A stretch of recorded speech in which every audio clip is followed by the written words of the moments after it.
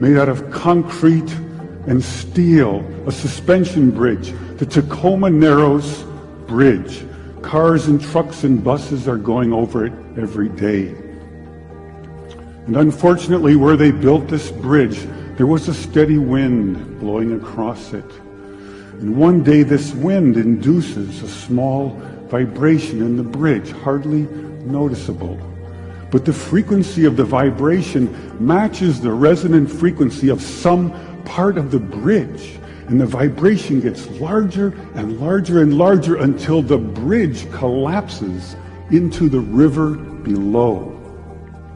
A destructive resonant frequency. So on one end of the scale, we have a giant concrete and steel bridge destroyed by resonance. And on the other, we have a small crystal glass shattered. So maybe we could shatter something even smaller, something really small, something you would need a microscope to see. Maybe we could shatter a living microorganism.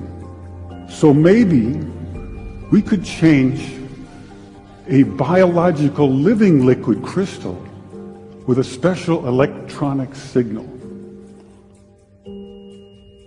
But in order to do that, we would need some kind of device.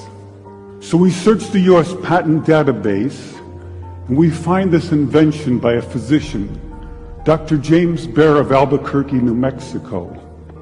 It's called a resonant frequency therapy device, and its purpose is to induce a resonant vibration in a living organism or cell.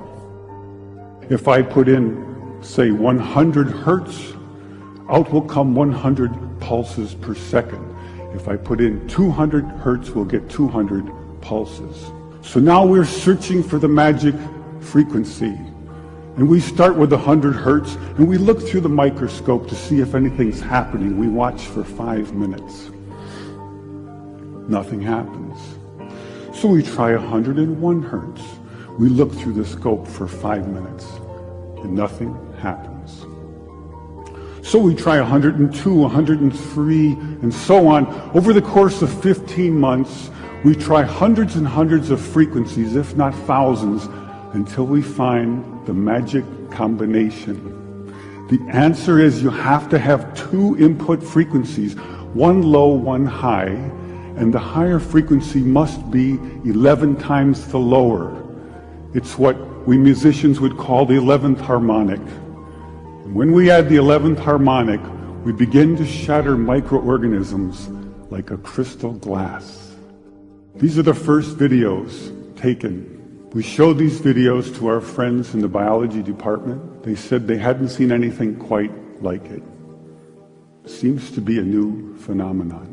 These organisms are being shattered by our electronic signals. We now know that cancer is vulnerable between the frequencies of 100,000 hertz and 300,000 hertz. So now we attack leukemia cells. Leukemia cell number 1 tries to grow a copy of itself, but the new cell is shattered into dozens of fragments and scattered across the slide. Leukemia cell number 2 then hyperinflates and also dies.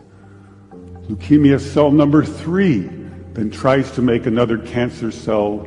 The new cell is shattered and the original cell dies.